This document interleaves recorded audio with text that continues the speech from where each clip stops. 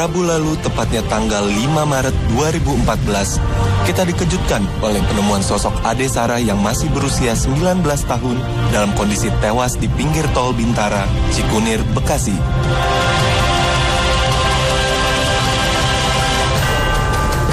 Dan yang mengejutkan lagi adalah pembunuhan ini dilakukan oleh mantan kekasih Ade Sarah bersama pasangannya yang juga merupakan sahabat dari Ade Sarah. Seperti apa kisah tragis yang menimpa Ade Sarah? Saksikan kisahnya malam ini di Hitam Putih.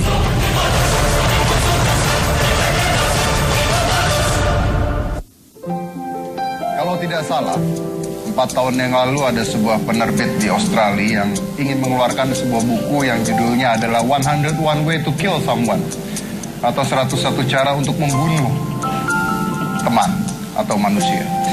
Alhasil buku tersebut tidak pernah diterbitkan karena pada saat masuk ke dalam proses penerbitan banyak sekali yang protes, banyak sekali hal-hal yang membuat buku tersebut tidak terbit. Tapi pengertiannya seperti ini. Mungkin buku itu hanya jokes atau hanya lelucon yang dibuat sedemikian rupa sehingga judulnya seperti itu. Tapi pertanyaan yang mendasar yang ingin saya tanyakan sebenarnya sederhana. Apa yang dibutuhkan Anda atau saya, atau apa yang dibutuhkan seorang manusia untuk bisa membunuh manusia lainnya? Kita berbicara bukan dalam keadaan perang. Kita bicara dalam keadaan kesehari-harian. Apa yang dibutuhkan manusia untuk membunuh orang lain? Terlebih lagi, apa sebenarnya yang dibutuhkan manusia untuk merencanakan sebuah pembunuhan? Karena seperti Anda lihat beritanya, bahwa seorang mahasiswi yang bernama Ade Sarah, Angelina, tewas dibunuh oleh mantan kekasihnya dan pacar dari mantan kekasihnya. Saya rasa Anda semua sudah tahu tentang hal tersebut. And that's weird, dan itu aneh sekali. Bagaimana mereka berdua bisa bersekongkol untuk membunuh mantannya. Itu yang sampai saat ini saya masih belum bisa mengerti. Bukan hanya dibunuh, tapi disiksa dulu. Ada setruman-setruman yang ratusan volt yang ditempelkan ke tubuhnya sampai pingsan, dipukul, dan dijejalkan potongan koran ke dalam lehernya supaya tidak bisa bernafas. Apa yang dibutuhkan manusia untuk berbuat seperti itu? Itu yang akan kita kupas pada malam hari. Karena kami tidak mungkin mengundang mereka, jadi kita akan mengundang sahabat-sahabat terdekatnya untuk mengetahui cerita lebih lengkapnya lagi. Ini adalah sahabat dari Ade Sarah, Elvina Tasya, Kezia Laizina, Ruth Indasari, dan Fahri.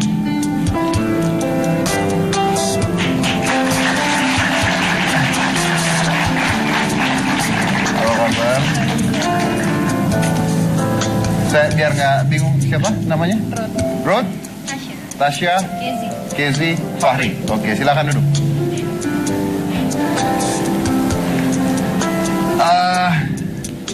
Saya dengar bahwa si Ade Sarah ini dengan mantannya itu kalau pacaran katanya, pada saat pacaran itu saja sudah kalau berantem pukul-pukulan. Bener nggak? Kalau Sarah sama si A, itu mereka sih enggak, cuma yang pukul-pukulan itu si H sama A. Si H sama A. Oh, dua orang sejoli yang membunuh mantannya itu? Iya. Oke, jadi mereka kalau pacaran pukul-pukulan? Berantem kali ya. Siapa yang pernah lihat? Jadi waktu itu saat saya pulang sekolah, saya ngelihat mantannya Asifa, mantannya A dengan... Jadi si A itu punya mantan sebelum sama si H. Nah si A ini kalau pacaran sama mantannya itu emang suka main tangan. Tapi main tangannya bukan sama si H, bukan si H sama A ataupun bukan si... Oke, berarti ada sifat dia mukul pasangannya ya? Temperamen, oke, temperamen. Tapi kan temperamen ini berbeda ya, namanya temperamen. Mungkin remaja, mungkin banyak orang yang kalau pacaran hilaf, mukul dan sebagainya mungkin banyak. Tapi kan kalau sampai harus membunuh mantan ini kan aneh sekali kan sebenarnya kan. Nah dari kalian berempat tidak pernah melihat misalnya dari si H-nya sendiri, ada nggak keanehan-keanehan dari dia pada saat di kampus atau di sekolah?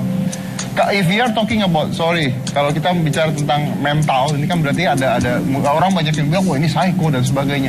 Pasti ada kejanggalan kan sebenarnya. Pernah kelihatan nggak itu?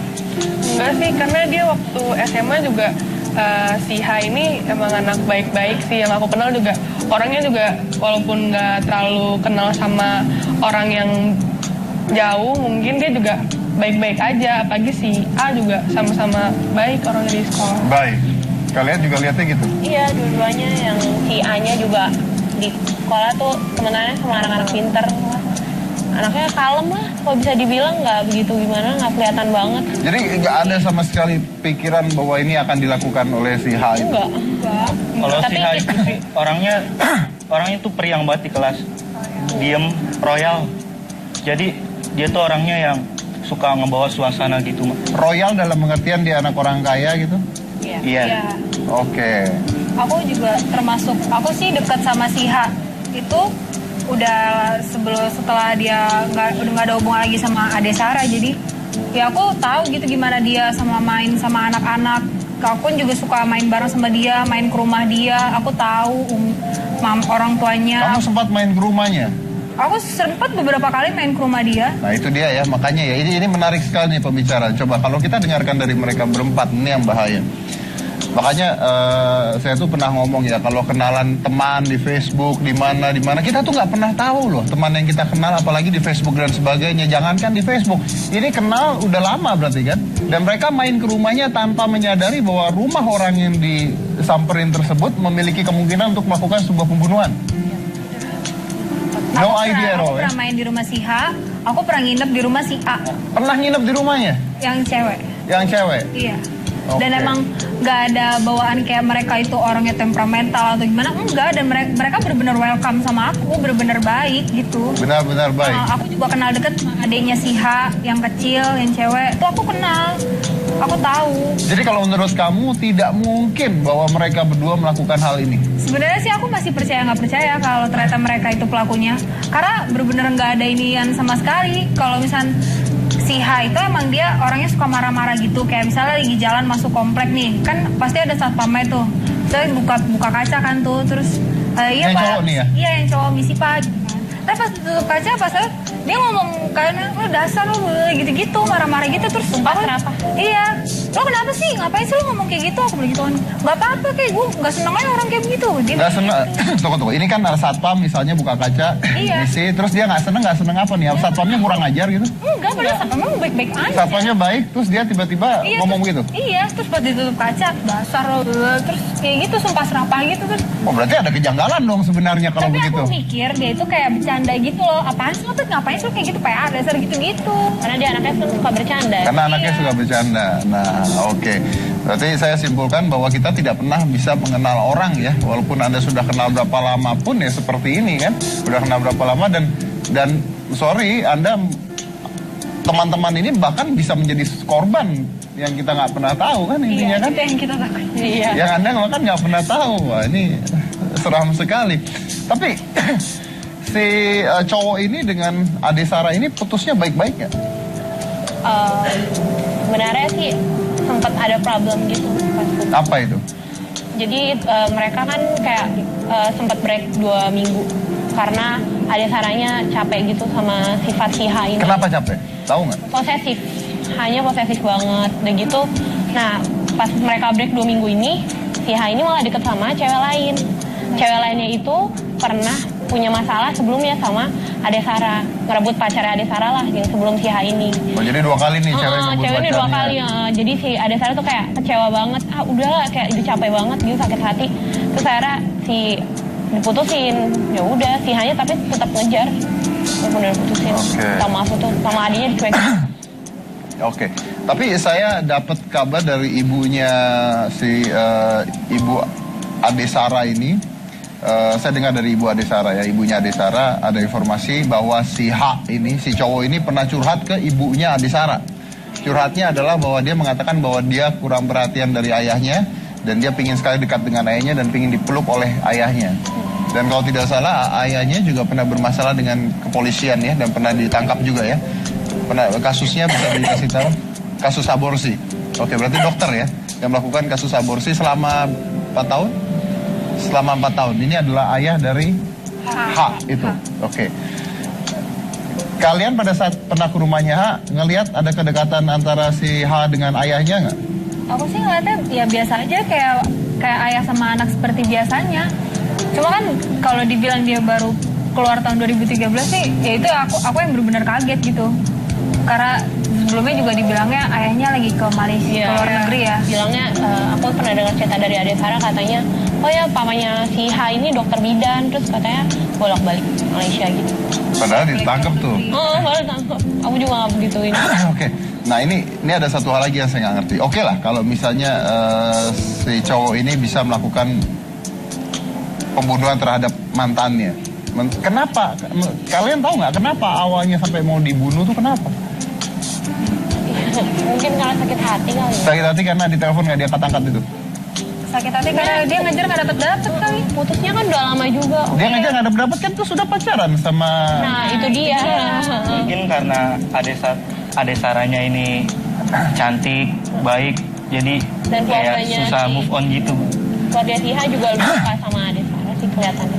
Oh begitu. Adenya apalagi, adenya si H ini suka sama Ade Sarah. Kalau misalnya ceweknya datang ke rumah yang baru ini, dia nyariinnya malah Ade Sarah Oh gitu. jadi si pelaku ini nggak bisa move on dari Ade Sarah. Nggak bisa. Tapi dia udah pacaran sama si A.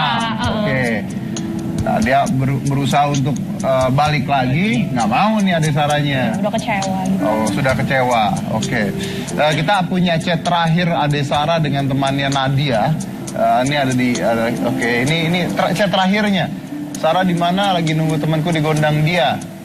Nah ini temennya ini artinya adalah pembunuhnya ya, pelakunya ya. Bukan temen ding, tapi ceweknya mantan aku. Ketawa dia. Bukan temen tapi ceweknya mantan aku. Ngapain ditungguin? Udah mulai, nggak tahu dia mau ke Gote itu apa? Tempat les. Oke. Mau daftar padahal aku udah bilang nggak ada pendaftaran, bla bla bla. Aku udah 30 menitan menunggu.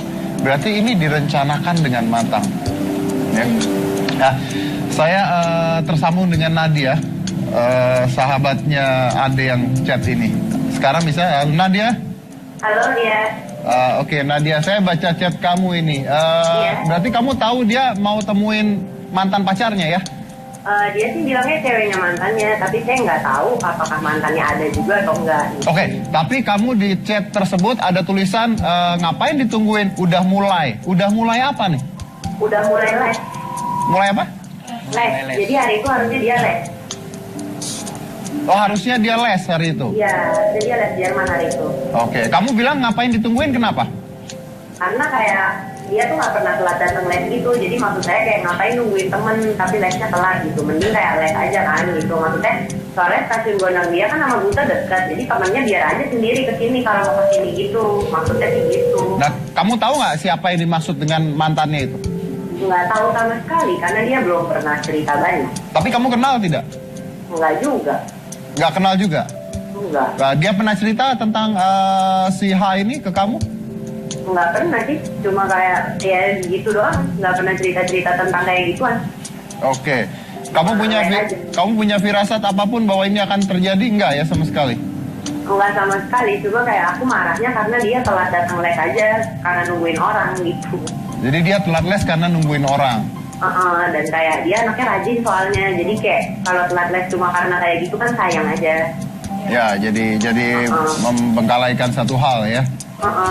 Oke, dan setelah itu kamu ada kontak lagi dengan Ade, maksudnya mencoba untuk kontak lagi? Nelfon doang sih tapi nggak diangkat. Nelfon tapi tidak diangkat. Oke, dan bukti dari chat ini ternyata membantu pihak kepolisian untuk menemukan pelakunya, ya kan? Karena itu chat terakhirnya ya. Oke, baik. Oke, baik. Kalian kenal dengan Natalia ini? Nadia. Baru kenal di rumah duka. Nadia kenal dengan teman-temannya? Tidak? Enggak kenal. Oh, berarti kamu tuh teman lesnya ya? Teman les aja, iya. Teman lesnya. Oke, baik. Dan dia memang tidak pernah seperti ini sebelumnya? Enggak, kalau les selalu datang kali pertama biasanya, jadi emang nggak pernah telat gitu. Oke, berarti di sini penting sekali bahwa dia sampai meninggalkan les tersebut ya. Gitu. Baik, terima kasih Nadia. Iya, sama-sama. Ini aneh banget nih. Yang aneh begini.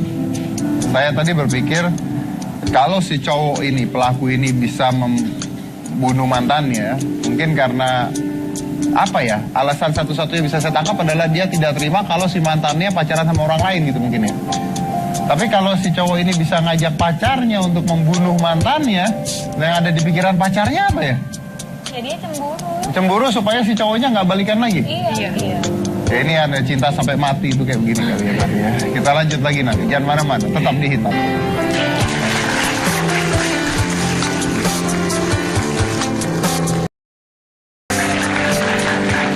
Saya masih harus mengandai-ngandai sebenarnya apa yang membuat motifnya apa gitu.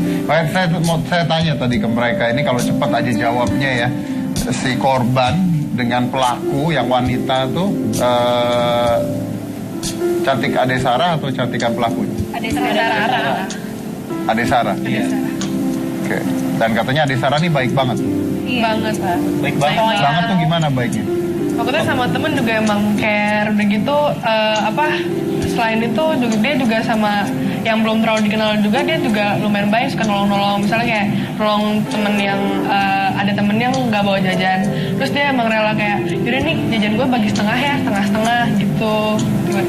Selain itu juga sama tetangganya juga aku lihat sih lumayan deket juga, apalagi dia punya tetangga tuh anak kecil gitu. Sarah kan suka banget sama anak kecil. Berarti kalian sebenarnya kehilangan juga ya? Banget. Kayak kehilangan saudara. Kamu berkaca-kaca tuh barusan.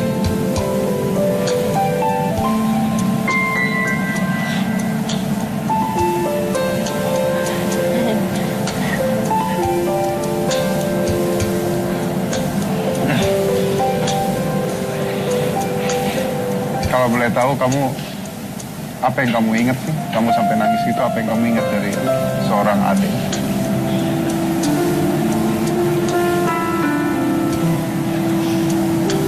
Dia tuh baik banget. Dia tuh lebih dari baik. Aku cuma nyesel dulu aku sempat pernah ngerenggang sama dia. Karena suka beda ya, tinggi-tinggian ego lah, sama-sama ngomong ngalah. Cuma dia tuh baik banget. Dan aku nyesel banget pernah nggak deket lagi gitu sama dia. Meskipun kelas 12 aku masuk kelas lagi sih sama dia. Cuma kalau nginget yang dulu-dulu zaman kelas 1, zaman kelas 2, itu tuh kayak aku masih nggak bisa percaya kalau misalkan dia tuh udah nggak ada. Mungkin aku bisa ngerelain dia pergi, tapi aku nggak bisa ngerelain cara dia pergi tuh. Tidak layak untuk Cara dia dilakukan. pergi tuh benar-benar Dia tuh baik. Kenapa dia harus digituin gitu? Nah, saya tuh pengen nyamperin mereka berdua di sana, terus aku nanya gitu loh mereka, lo tuh kenapa harus kayak gitu sama dia? Lo tuh bisa omongin baik-baik. Gak harus lo ambil nyawa dia secepat itu. Maksud aku tuh gitu. Dan aku kehilangan sosok sahabat yang nggak ada yang bisa gantiin dia, kalau menurut aku.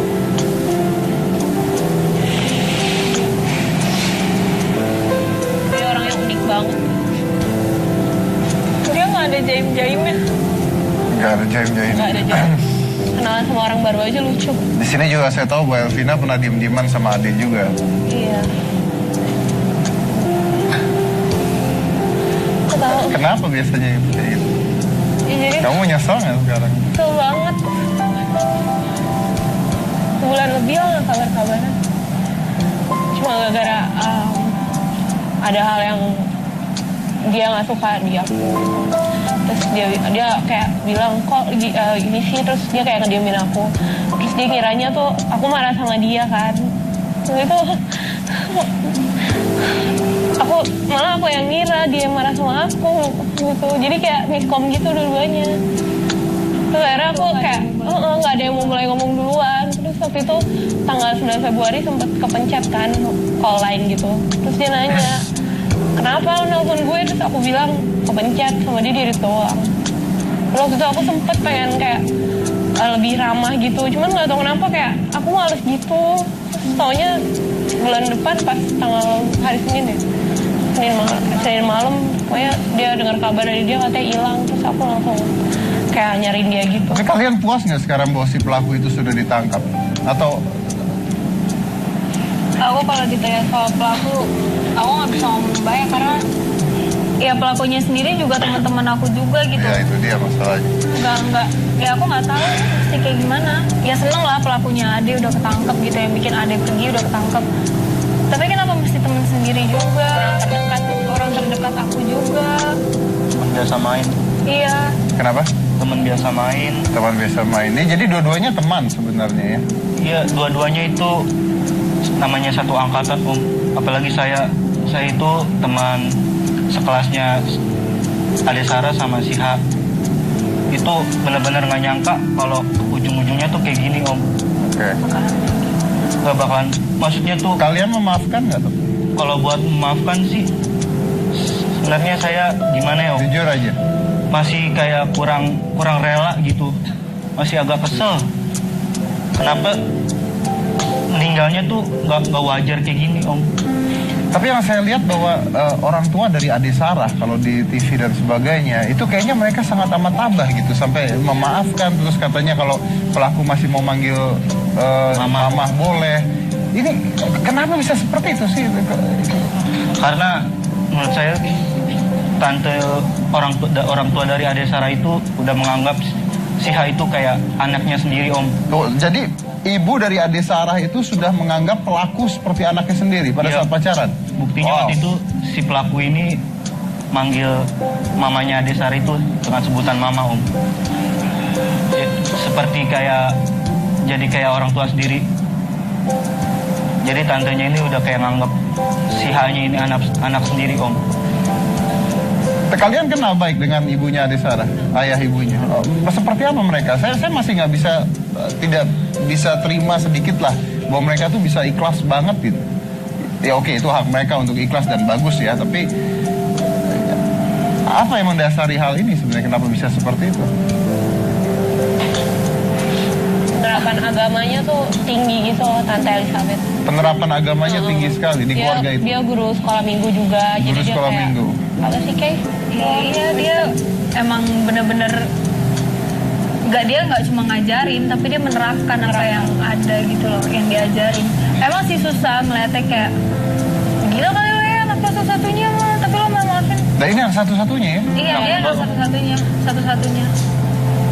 Waktu ke RSCM aku cerita banyak sama tantenya. Iya, dulu Ade suka begini, tapi sekarang udah nggak ada, dia tante sendiri katanya. Fahri sendiri tuh teman main pelaku yang cowok?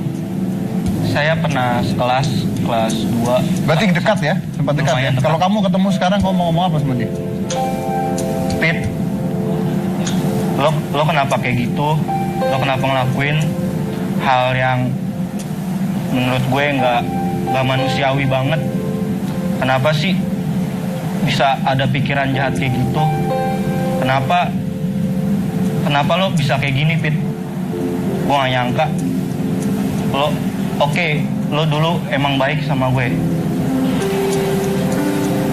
Lo baik, tapi kalau cara lo kayak gini, Pit, anak-anak juga semua pasti pada kesel, pada gak terima. Baik. Siapa sih yang terima temennya diginiin, apalagi itu sama temen sendiri. Betul. Orang tuanya juga pasti tidak akan terima. Kita berhasil menyambung telepon dengan ayah dari Ade Sarah. Ini adalah Pak Suroto. Selamat sore Pak Suroto. Halo? Halo ya. Ya Pak Suroto. Ya. Kita dari Tamputi turut berduka cita ya Pak ya. Ya, terima kasih Mas Dedi. Ya baik. Pak, kalau boleh saya tanya dengan Bapak, mungkin ini pelajaran penting buat semua orang Pak. Dengan kejadian yang menimpa anak tunggal Anda, maaf, tragis ya sebenarnya ya. Saya melihat Anda di TV sangat bisa ikhlas gitu, sangat bisa nerima. Kenapa begitu Pak? Sebelumnya saya minta maaf ya, seandainya saya ngomongnya kurang nyambung. Ya. Karena maaf, kami lagi pulang kerja, sekarang kondisi masih di jalan raya. Jadi begini Mas Dedi, kalau kami bicara tegar menghadapi ini semua. Salah satu ini juga doa-doa. Mungkin seluruh masyarakat Indonesia mendoakan kami sehingga kami juga tegar. Kemudian di kepercayaan kami sebagai umat Nasrani diajarkan di doa kami untuk diajarkan juga diperintahkan untuk memaafkan. Secara pribadi sebagai manusia untuk memaafkan itu sangat sulit. Saya rasa kalau hanya mengandalkan diri sendiri nggak mampu Mas Dedi. Tapi hanya berserah, taat sama berusaha untuk taat kepada Tuhan. Saya bersyukur dimampukan untuk kita tegar. Baik, Pak Suroto. Memaafkan kedua pelaku. Pak Suroto, saya dengar bahwa istri Anda, Ibu mengatakan bahwa seandainya pelaku masih mau memanggil dia mama dan masih mau bertemu, diterima. Anda terima hal itu? Sampai saat ini belum ada belum ada yang bertemu kami sih. Oke, tapi seandainya si pelaku bertemu dengan Anda terima? Anda maafkan? Kalau misalkan pelaku bertemu, caranya bagaimana kami juga nggak tahu ya, karena kan pelaku sekarang sudah diamankan. Sedangkan kami di rumah gitu loh. Oke, baik. Saya rubah pertanyaannya. Menurut Anda, Pak, menurut Anda pribadi, hukuman apa yang pantas diberikan untuk para pelaku? Sebenarnya yang berhak menghukum negara ya. Kalau saya kan sebagai warga negara hanya taat pada peraturan yang ada di negara ini. Saya rasa yang berhak menghukum negara. Oke, baik. Kalau seandainya, ini kita bicara omong kosong. Kalau seandainya mereka dilepaskan dari penjara tanpa hukuman, apakah Anda juga terima? Nggak mungkin Mas Dedi. Saya rasa penegak hukum di negara ini, di negara kita Indonesia, saya yakin sih nggak akan seperti itu sih. Oke, baik. Berarti tapi Anda sendiri berniat untuk meminta keringanan buat mereka?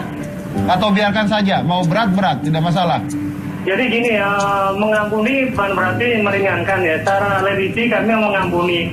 Tapi sebagai ketaatan warga negara, dia melakukan pembunuhan, ya konsekuensinya mereka harus menjalani.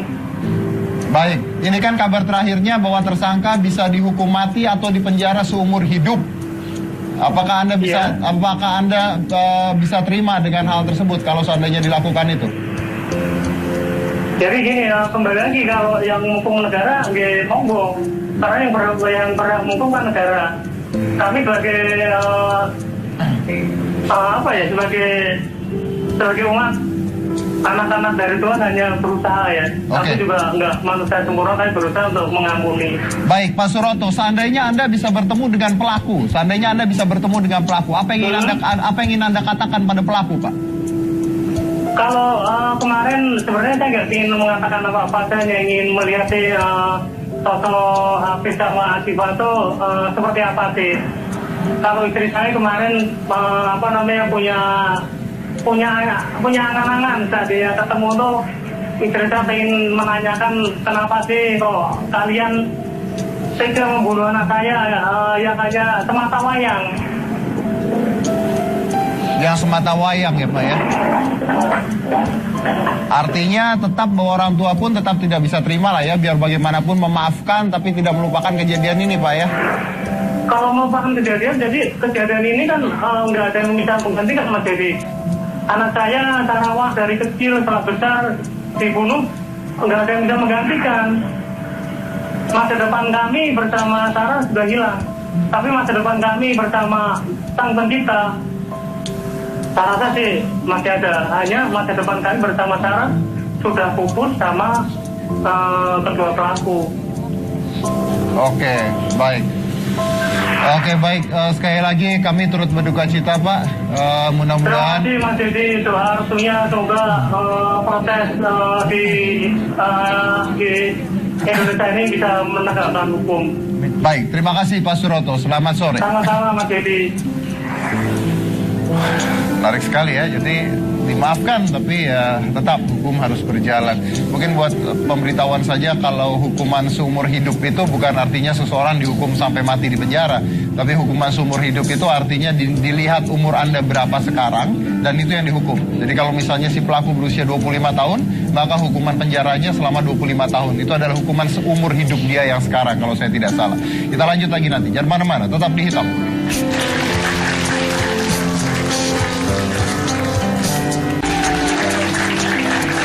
Waktu saya tidak banyak lagi, tapi di sebelah saya sekarang ada Ibu Rustika Tamrin. Beliau adalah seorang psikolog yang mengikuti perkembangan kasus Adesara ini. Ya, mungkin saya langsung aja pertanyaan nih. Untuk seseorang bisa melakukan hal seperti ini kan luar biasa ya.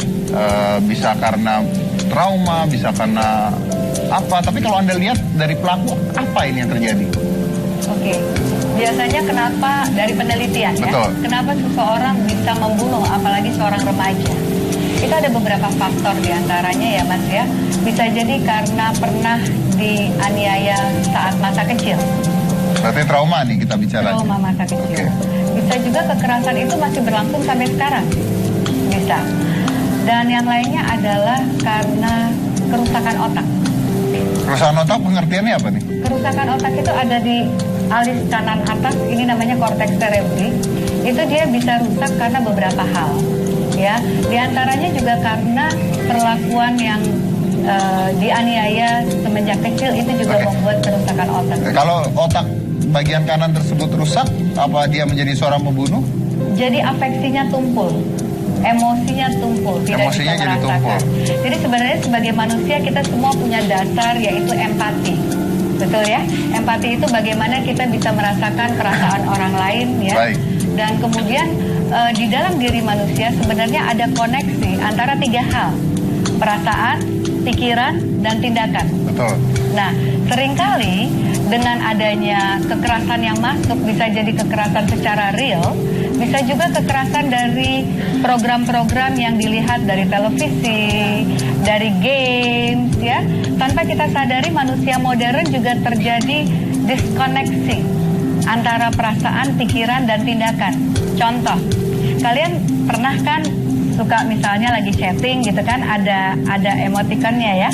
Lantas kalian tulis wak wak wak wak wak ketawa gitu ya, atau kalian pilih emoticon yang ketawa, tapi muka kalian senyum nggak? Ya, jadi dari situ hal kecil, tetapi itu tertanam terus-menerus pola manusia sendiri. Ya. Tapi kan kalau kita bicara game, kita bicara apa, lah kita semua tahu bahwa ada dampak buruk terhadap manusia. Tapi tergantung juga bagaimana si manusia itu sendiri kan sebenarnya kan. Nah, berarti kan tidak semua manusia menjadi seperti ini karena dampak game dan sebagainya, betul ya? Nah, kalau Anda lihat, kan kita tahu bahwa orang tua dari si pelaku ini juga ditangkap oleh polisi karena melakukan bidan aborsi. Iya. Nah, mungkin tidak kalau ini adalah hal yang dia lihat terus-menerus mungkin setiap hari, atau dia itu terpendam akhirnya bisa keluar dan menjadi biasa. Betul. Jadi memang manusia ini kompleks Mas Dedi ya. Jadi itu tadi baru sebagian. Hal lainnya adalah di dalam pola asuh keluarga pasti ada nilai-nilai yang ditanamkan oleh orang tua kepada anak. Ya. Nilai-nilai apa itu? Nilai kejujuran, norma dan sebagainya. Ya, norma dan lain-lain. Nah, kalau kita melihat riwayat ayah si H ini, pelaku yang lelaki, itu kan ayahnya pernah kena tindak pidana karena melanggar hukum. Nah, ini juga pasti berakibat pada anak, apalagi anak lelaki, itu contoh model utama adalah ayahnya. Betul. Ya. Baik, kalau ini kan kita melihat dari si pelaku pria yang mana mungkin banyak hal yang terjadi ya. Oke. Tapi kalau sekarang saya melihat dari hal berbeda. Kalau saya melihat dari pelaku wanita yang sebenarnya kan nggak mungkin nih dua-duanya punya kerusakan otak terus kumpul bareng dan sebagainya. Berarti kan ada dorongan dari si pelaku pria. Kenapa si wanita ini bisa sampai mau melakukan hal di luar norma itu? Ya, ini juga sangat menyedihkan ya. Bagaimana seorang wanita bisa tega melihat teman wanitanya disakiti, disetrum, dipukul, dan kemudian malah ikut membantu menyekap dengan koran. Ya. Nah, ini juga terjadi diskoneksi antara emosi, pikiran, dan perasaan si pelaku wanita ya. Jadi memang sudah tumpul juga afeksinya. Kalau tadi saya dengar di antara mereka berdua, kalau pacaran yang baru suka pukul-pukulan misalkan. Seperti itu ya? Bukan. Itu beda. Oh, dengan mantannya. Yang cewek. Yang cewek, tersangka yang cewek dengan mantannya. Pacarnya. Oke. Jadi di situ juga terlihat ada kekerasan yang terjadi pada si wanita. Ya, oke. Pelaku. Baik, ya? saya bisa terima. Kita anggap ada pemukulan, kekerasan, anggaplah KDRT lah gitu ya. Misalnya kalau di keluarga KDRT, pemukulan dan sebagainya sampai anggaplah. Tapi kan untuk membunuh seseorang itu butuh lebih dibandingkan sebuah. Ini kan dan diniati loh ini. Iya, dengan rencana. Direncanakan. Ini kan berarti sudah kejiwaan, gangguan kejiwaan. Ya, gangguan kejiwaan. Jadi afeksinya tumpul. Afeksinya tumpul. Ya. Nah, si wanita emosinya ini juga sudah tumpul. Iya. Sama. Berarti mereka klop berdua. Bisa jadi seseorang bisa cocok itu biasanya karena ada kesamaan. Betul. Ya. Burung ngumpul karena bulunya sama gitu ya. Yes. Oke, jadi Bonnie and Clyde ya ini mereka berdua ya. Betul. Dan juga jangan lupa sebenarnya peranan masyarakat juga besar ya. Artinya sekarang memang ada perubahan pergeseran nilai-nilai sosial. Contoh, kalau zaman dulu tetangga, ya komunitas itu juga mempunyai kontrol sosial. Sehingga seseorang ketika akan berlaku sesuatu, mereka akan berpikir apa dampaknya terhadap lingkungan sosial. Nanti tetangga bilang apa, atau nanti diapain gitu ya. Kalau sekarang itu kan tidak terbentuk. Individual sekali. Individual sekali.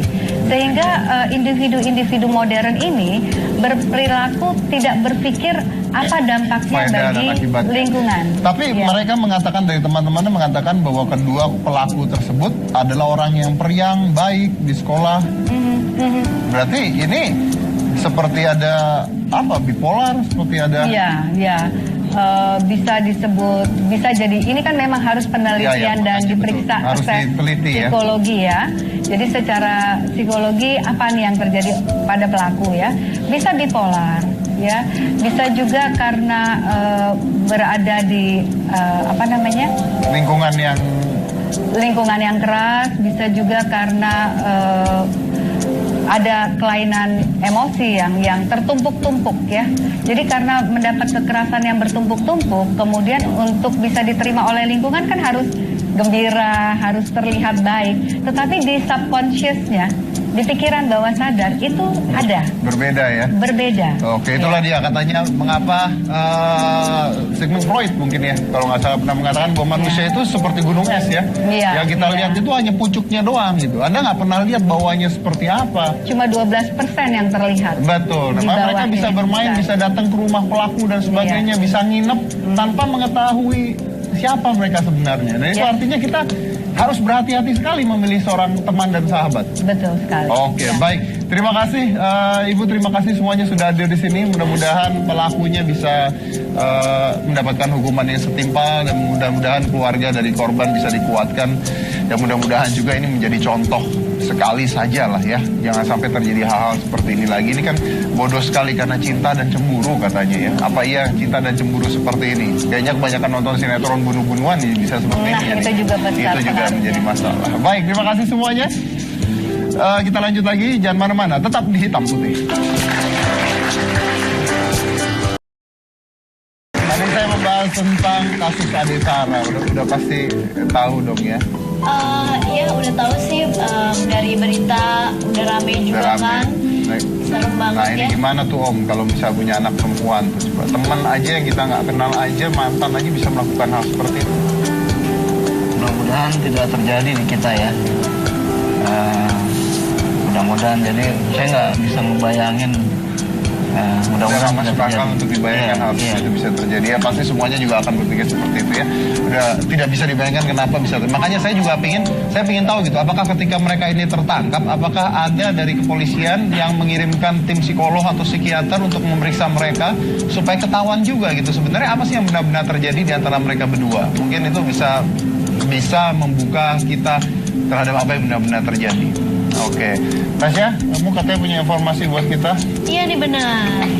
Jadi kita mau ngasih tahu tentang kesehatan nih sekarang topiknya. Ya, jadi dulu itu papaku asam urat ya kan ya Pak?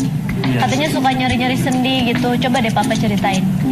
Ya dulu saya pernah sakit ya, kaku dan nyeri di lutut dan pinggang. dulu, tapi sekarang ya alhamdulillah hilang. Udah hilang ya. Jadi kata dokter itu namanya asam urat.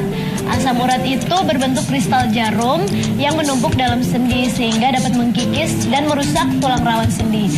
Makanya kalau misalnya orang asam urat itu suka timbul rasa nyeri dan juga bengkak di persendiannya. Lalu apa yang dilakukan? Jadi solusinya itu ada 2 cara, katanya dokter sih gitu, ada 2 caranya. Pertama, membuang kristal jarum asam urat dari persendian kita. Caranya dengan minum obat asam urat yang sudah diresepkan oleh dokter. Dan cara yang kedua, selanjutnya, yaitu kita harus memperbaiki sendi yang rusak dengan nutrisi sendi yang tepat. Nih, aku ada solusinya nih. Nutrisi sendi yang tepat yaitu Fiostin DS. Lalu bedanya apa dengan produk yang lain nih sekarang? Iya pasti beda dong. Khasiatnya kalau Fiostin DS itu pasti lebih cepat dan lebih tepat, jadi nggak pakai lama. Dan Fiostin DS ini bisa dibeli bebas tanpa resep dokter. Fiostin DS bekerja menutrisi dan memperbaiki sendi yang rusak atau terkikis sehingga terlumasi, lentur, dan mudah digerakkan. Jadi sekarang Papa udah nggak sakit lagi nih. Jadi tadi kalau kata Om Deddy, apa bedanya? Pasti beda khasiatnya. Karena Fiostin DS terbuat dari bahan alami berkualitas terbaik dan dosisnya yang tepat sehingga bekerja lebih cepat dan efektif. Papaku itu setelah minum Fiostin DS rutin 3 kali 1 kaplet per hari bersama obat asam urat, sekarang udah nggak pernah lagi ngerasain nyeri-nyeri di persendiannya. Ya kan, Pak? Betul. Saya sampai sekarang tetap minum Fiostin DS karena hanya Fiostin DS yang telah membuat saya sehat seperti sekarang ini. Udah terbukti kan? Kita ada kuis? Ada kuis? Iya, pokoknya sebelum kuis aku mau kasih tahu nih buat pemirsa. Pokoknya kalau misalkan asam urat, langsung minum obat asam urat dan sertakan nutrisi khusus sendi Fiostin DS, bukan yang lain. Oke. Ini ada kuis nih, bagi-bagi hadiah nih. Oke, jadi nanti kalau aku bilang terapi kaku dan nyeri sendi, jawabannya hanya dengan Fiostin DS, bukan yang lain gitu ya, pemirsa. Telepon ya, yang di rumah ya, silakan telepon sudah. Oke, pertanyaannya nih mau dibacain sekarang apa gimana? Nanti. Halo? Halo. Nama siapa, dari mana? Rizky di Bogor. Rizky di Bogor. Oke, Rizky, dengarkan baik-baik. Terapi kaku dan nyeri sendi Hanya dengan Fiostin DS, bukan yang lain. yeay. Pertanyaannya, Fiostin DS terbuat dari bahan alami, kualitas terbaik, dan dosisnya yang tepat sehingga bekerja A. Lebih cepat dan efektif. B. Lebih lambat dan dosis terbuang.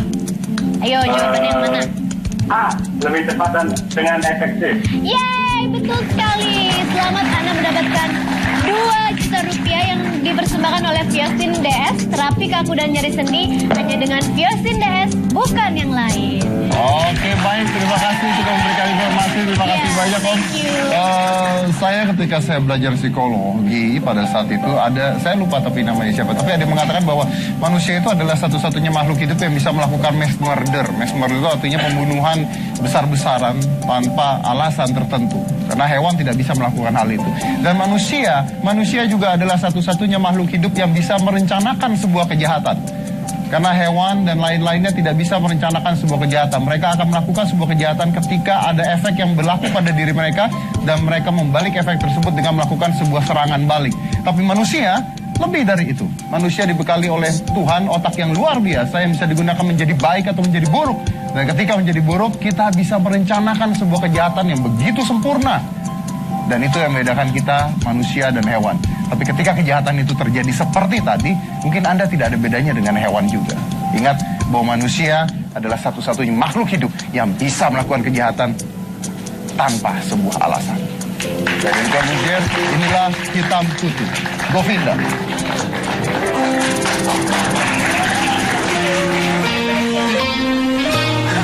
Terkadang kita baru merasakan sebuah penyesalan yang luar biasa ketika orang yang kita sayangi telah pergi meninggalkan kita.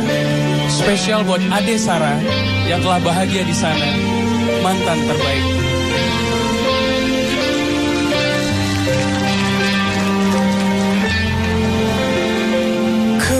tersadar baru